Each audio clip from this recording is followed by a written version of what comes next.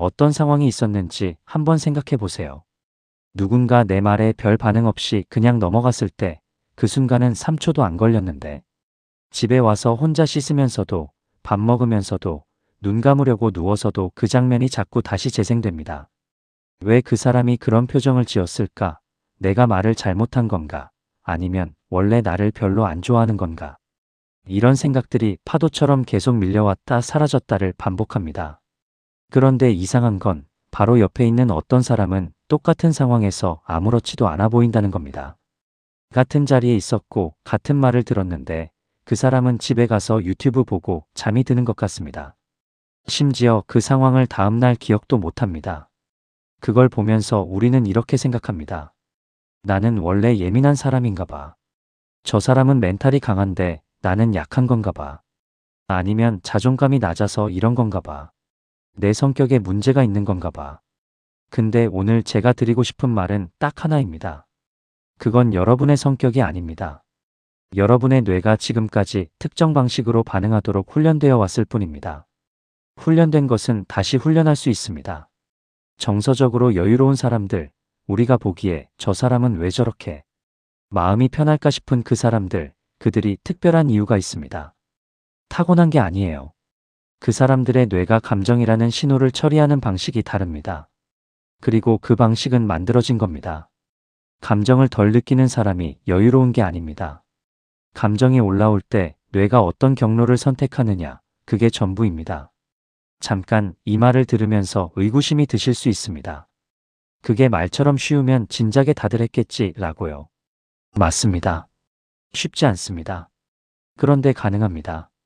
그리고 오늘 이 영상이 끝날 때쯤이면 그게 왜 가능한지, 뇌 안에서 무슨 일이 일어나는지를 직접 이해하게 되실 겁니다. 이해하는 것만으로도 이미 절반은 달라집니다. 우리 뇌 안에는 아주 예민한 감시 시스템이 있습니다. 편도체라고 부르는데 전문 용어는 중요하지 않습니다. 쉽게 말하면 경보기입니다. 이 경보기는 위험하다 싶은 신호가 들어오면 즉시 울립니다. 누군가 나를 무시하는 표정을 지었다. 내 의견이 무시됐다. 상대방이 갑자기 차갑게 굴었다. 이런 신호들이 들어오면 뇌는 빠르게 경보를 울립니다. 심장이 두근거리고 생각이 빨라지고 몸이 긴장하기 시작합니다. 그런데 여기서 두 종류의 사람이 갈립니다. 한 사람의 뇌에서는 경보가 울리는 순간 전전두피질이라고 하는 이성과 판단을 담당하는 부위가 곧바로 개입합니다. 이 소방관이 달려와서 말합니다. 진짜 불인지 확인해 보자. 그래서 상황을 평가하고 감정을 조절하고 반응을 선택합니다. 경보가 울렸어도 소방관이 빠르게 통제권을 가져옵니다. 반면 또 다른 사람의 뇌에서는 경보가 울리는 순간 소방관이 도착하기도 전에 이미 경보 소리에 압도됩니다. 생각이 멈추고 감정이 넘쳐 흐르고 그 상태가 한참 이어집니다. 소방관은 있는데 경보 소리가 너무 커서 소방관 목소리가 안 들립니다. 여유로운 사람들은 감정이 없는 사람이 아닙니다. 경보가 울릴 때 소방관이 빠르게 반응하는 시스템을 가진 사람들입니다. 그리고 이 시스템은 반복적인 경험과 훈련을 통해 만들어집니다. 미국의 한 신경과학 연구에서 명상을 꾸준히 해온 사람들의 뇌를 찍어봤습니다. 그들의 편도체, 즉 경보기는 활동 자체가 줄어 있었고 전전두피질과의 연결이 훨씬 강하게 형성되어 있었습니다.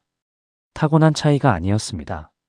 그 사람들이 무언가를 반복적으로 해왔기 때문에 뇌 구조 자체가 바뀐 겁니다. 뇌는 고정된 기계가 아닙니다. 사용하는 방식에 따라 회로가 달라집니다. 여러분이 이상한 게 아닙니다. 지금까지 경보가 울릴 때 어떻게 해야 하는지를 아무도 알려주지 않았을 뿐입니다. 그러면 이제 좀 더 구체적으로 들어가 보겠습니다. 정서적으로 여유로운 사람들의 뇌는 실제로 뭐가 다를까요? 첫 번째는 감정과 자기 사이에 간격이 있다는 겁니다. 많은 분들이 감정이 올라오면 그게 곧 자기 자신이 됩니다. 나는 지금 화가 났다가 아니라 나는 화난 사람이 됩니다. 나는 지금 불안하다가 아니라 나는 원래 불안한 사람이 됩니다. 감정과 자아가 합쳐집니다. 그런데 정서적으로 안정된 사람들은 감정이 올라와도 자기 자신과 그 감정 사이에 아주 작은 간격이 있습니다. 그들도 감정을 느낍니다. 그런데 그 감정을 좀 떨어져서 바라봅니다. 아, 지금 내 안에서 불안이라는 감정이 올라오고 있네 라고요. 이게 무슨 차이냐고 생각하실 수 있는데 이 작은 간격이 모든 걸 바꿉니다. 감정이 나를 집어삼킬 때는 그 감정에서 빠져나올 수가 없습니다. 그런데 내가 감정을 바라볼 수 있을 때는 그 감정이 파도처럼 왔다가 사라진다는 걸 알 수 있습니다. 파도가 오면 파도에 맞서 싸우는 게 아니라 파도가 지나갈 때까지 버티는 법을 아는 겁니다. 파도는 반드시 지나갑니다. 그 사실을 뇌가 기억하고 있는지 아닌지가 차이를 만듭니다. 두 번째는 반추의 방향이 다릅니다. 직장인 한 분의 이야기를 해볼게요. 팀장이 회의에서 다른 동료의 아이디어에는 고개를 끄덕이면서 자기 아이디어에는 그냥 넘어가는 장면을 봤습니다. 그날 저녁 이분은 그 장면을 계속 떠올렸습니다. 내가 발표를 못한 건가? 나를 별로 안 좋게 보는 건가? 입사할 때부터 그랬던 것 같은데. 이런 식으로 과거로 파고들었습니다. 이게 반추입니다. 한 사건이 다른 기억들을 건드리고 거기서 또 다른 기억을 끌어오고 결국 처음 있었던 일보다 훨씬 더 크고 어두운 이야기가 만들어집니다. 반추는 문제 해결처럼 느껴지지만 실제로는 감정을 굳히는 과정입니다. 뇌가 그 감정을 자꾸 다시 살리기 때문에 감정은 사라지지 않고 강화됩니다. 실제로 부정적인 사건을 반복적으로 떠올린 사람들의 뇌를 보면 처음 그 사건을 경험했을 때와 거의 같은 수준으로 스트레스 반응이 나타납니다. 뇌는 상상과 현실을 완전히 구별하지 못합니다. 반면 정서적으로 여유로운 사람들도 그 장면을 떠올립니다. 그런데 그들의 반추는 방향이 다릅니다. 과거로 파고드는 게 아니라 앞으로 향합니다. 다음에 어떻게 하면 더 잘 전달할 수 있을까? 오늘 팀장이 원한 게 뭐였을까? 이런 방향입니다. 같은 사건을 생각하는 건데 뇌가 작동하는 방식이 다릅니다. 세 번째 차이는 불확실성을 다루는 방식입니다.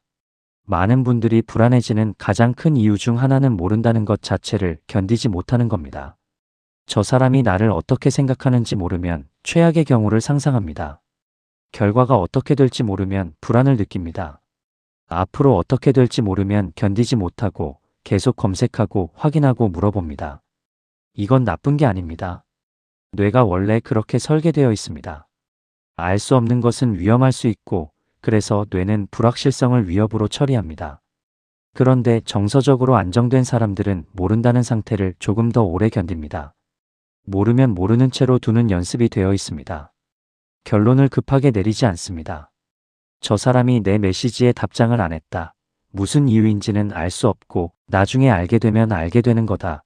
지금 당장 알지 않아도 된다. 이런 식으로 처리합니다. 이걸 심리학에서는 불확실성 수용이라고 표현하는데 결국은 모름을 위협이 아니라 그냥 상태로 인식하는 능력입니다. 이 능력도 훈련됩니다. 그렇다면 이제 가장 중요한 질문으로 넘어갑니다. 그래서 어떻게 해야 하냐고요? 많은 분들이 여기서 실패합니다.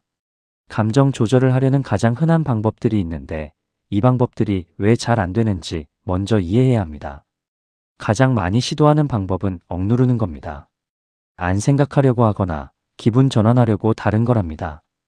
그런데 뇌는 억누르면 억누를수록 오히려 더 그 생각에 집착합니다.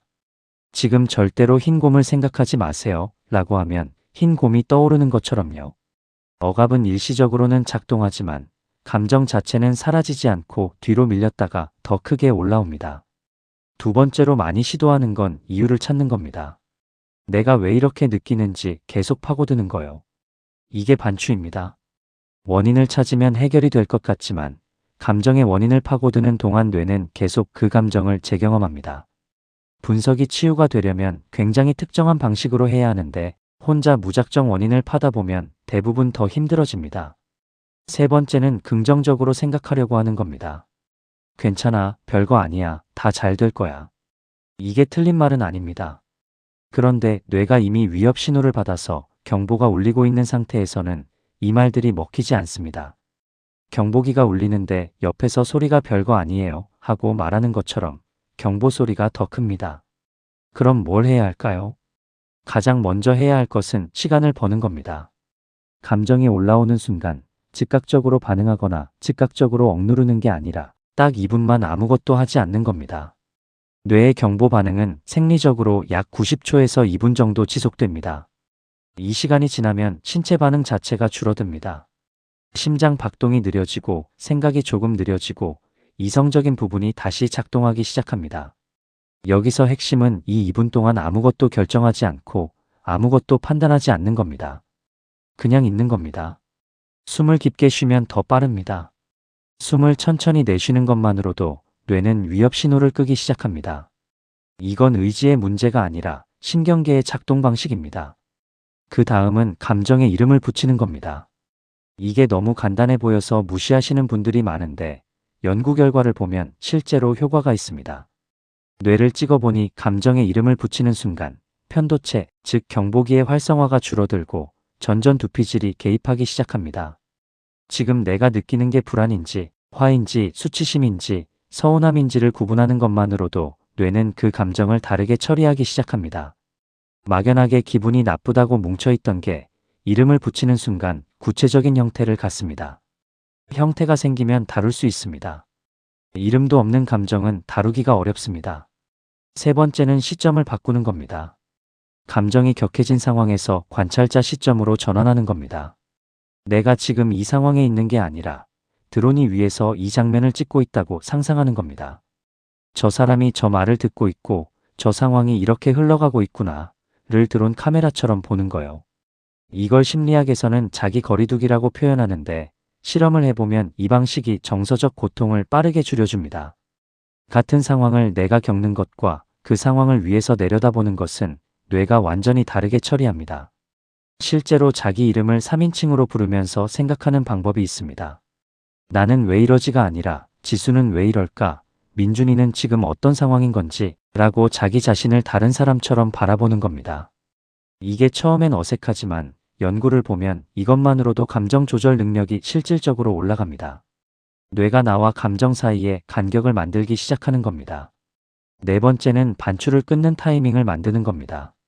생각을 하지 말라는 게 아닙니다. 오히려 반대입니다. 하루의 특정 시간, 예를 들면 저녁 8시에서 8시 15분은 걱정 시간이라고 정해두는 겁니다.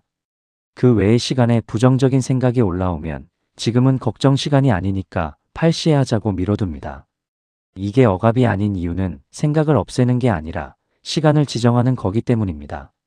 뇌는 생각을 나중에 할 수 있다고 인식하면 지금 당장 그 생각에 집착할 필요가 줄어듭니다.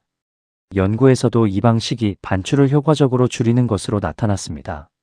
미루는 게 아니라 관리하는 겁니다. 다섯 번째는 몸을 쓰는 겁니다. 감정이 격해져 있을 때 뇌에 무언가를 하려는 노력보다 몸을 움직이는 게 더 빠릅니다. 5분이라도 걷거나 찬물로 얼굴을 씻거나 자리에서 일어나서 스트레칭을 합니다. 이건 기분 전환이 아닙니다. 신경계가 위협 반응에서 회복 반응으로 전환하는데 몸의 움직임이 실제로 도움이 됩니다. 뇌와 몸은 분리되어 있지 않습니다. 몸의 상태가 바뀌면 뇌의 상태도 바뀝니다. 여기서 한 가지 짚고 싶은 게 있습니다. 여러분이 지금까지 감정 조절에 실패했던 이유가 있습니다. 의지가 부족해서도 아니고 원래 나약해서도 아닙니다. 감정이 이미 격해진 상태에서, 즉 경보가 한창 울리는 상태에서 뭔가를 바꾸려고 했기 때문입니다. 뇌가 위협 반응에 있을 때는 이성적인 처리 능력이 실제로 줄어듭니다. 힘을 쓰고 싶은데 힘이 없는 상태에서 더 쥐어짜려고 했던 겁니다. 그래서 지금 드린 방법들은 경보가 울리기 시작하는 초기에 혹은 경보 반응이 지나간 직후에 작동하도록 설계된 것들입니다. 감정이 한창 넘쳐 흐를 때 이걸 하려면 힘드실 수 있습니다.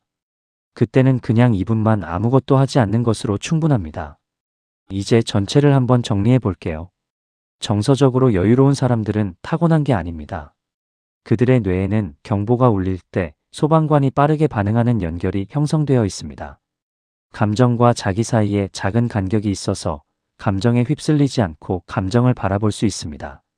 반추할 때 과거로 파고드는 게 아니라 앞을 향합니다. 모른다는 상태를 위협이 아닌 그냥 상태로 처리합니다. 이 모든 것이 회로입니다. 반복을 통해 만들어진 회로입니다. 여러분도 이 회로를 만들 수 있습니다. 한 번에 바뀌지 않습니다. 그런데 오늘 감정이 올라왔을 때 2분 기다리고 이름을 붙이고 드론 시점으로 바라보는 것. 이걸 한번 해보는 것만으로 뇌는 아주 조금씩 다른 경로를 연습하기 시작합니다. 뇌는 사용하는 방향으로 자랍니다. 불안을 반복하면 불안 회로가 강해지고 거리두기를 반복하면 거리두기 회로가 강해집니다. 어느 쪽을 반복할지는 오늘부터 조금씩 선택할 수 있습니다. 여러분이 마음 편하게 사는 게 목표라면 감정을 없애는 게 아니라 감정이 올라올 때 뇌가 다르게 반응하게 만드는 것. 그게 진짜 목표입니다. 그리고 그건 훈련됩니다. 지금까지 다르게 훈련되어 있었을 뿐입니다. 오늘 이 영상이 도움이 되셨다면 좋아요와 구독은 이런 콘텐츠를 계속 만드는데 큰 힘이 됩니다. 그리고 댓글에 이런 질문을 남겨주시면 좋겠습니다. 여러분은 요즘 어떤 순간에 가장 흔들리시나요? 어떤 장면이 가장 오래 머릿속에서 재생되나요? 댓글을 통해 서로의 이야기를 나누면 그 자체로도 뭔가 달라지는 게 있습니다. 이 영상이 주변에 비슷한 고민을 가진 분께 닿을 수 있도록 공유해 주시면 감사하겠습니다.